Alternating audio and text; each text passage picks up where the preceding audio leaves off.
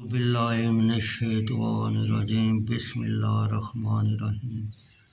بخاری شریف جلد اول حدیث نمبر 1905۔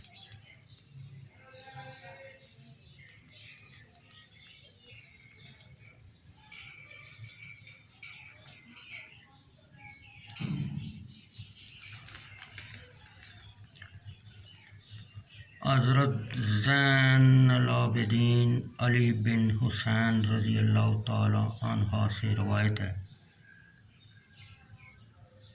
کہ نبی کریم صلی اللہ علیہ وسلم مسجد نبوی میں معتکف تھے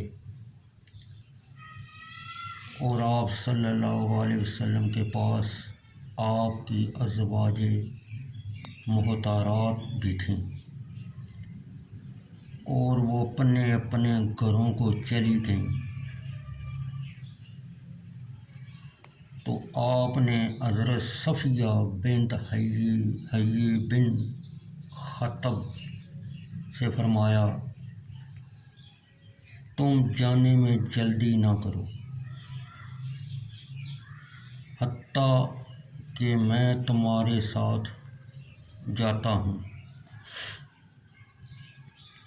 اور حضرت صفیہ رضی اللہ تعالیٰ عنہ کا گھر حضرت اسامہ بن زید رضی اللہ تعالیٰ عنہ کے گھر کے احاطہ میں تھا،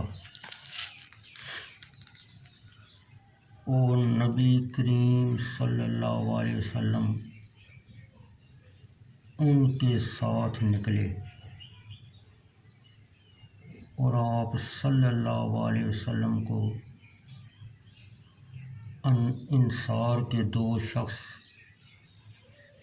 سعید بن حضیر اور عبادہ بن بشر ملے۔ انہوں نے نبی کریم صلی اللہ علیہ وسلم کی طرف دیکھا اور آگے بڑھ گئے، تو نبی کریم صلی اللہ علیہ وسلم نے ان دونوں سے فرمایا، ادھر آؤ۔ اور یہ صفیہ بنت حیی بن اخطب ہیں۔ ان دونوں نے کہا، سبحان اللہ، یا تو یہ حقیقت پر مبنی ہے کہ اللہ تعالیٰ کی ذات اس سے منزہ ہے کہ اس کا رسول صلی اللہ علیہ وسلم جو اس کی شان کے لائق نہیں محتم ہو، یا اس قول سے تعجب سے کنایا ہے۔